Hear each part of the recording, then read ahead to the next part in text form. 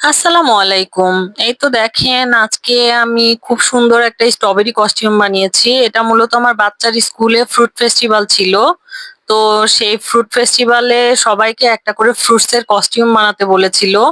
তো আমি এই স্ট্রবেরির কস্টিউমটা বানিয়েছি আমার বাচ্চার জন্য। আর এই তো দেখেন একটা ক্রাউন বানিয়েছি। আর ক্রাউনে ছোট ছোট ফ্রুটস গুলো কেটে এভাবে গ্লু দিয়ে আটকিয়ে দিয়েছি। আর সামনে মেহফিল ফল উৎসব 2025 লিখে দিয়েছি। আর এই যে এই স্ট্রবেরিটা বানাতে আসলে অনেক কষ্ট হয়েছে। এই যে ছোট ছোট ডট গুলো এগুলো ছোট ছোট করে কেটে আবার গ্লু দিয়ে বসানো, এটা আসলে অনেক কষ্টের কাজ।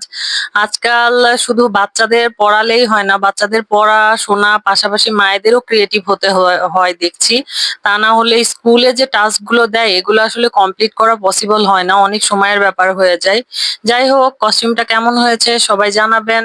আর সবাই ভালো থাকবেন, আমার চ্যানেলের পাশে থাকবেন, লাইক কমেন্ট শেয়ার করবেন। আল্লাহ হাফেজ।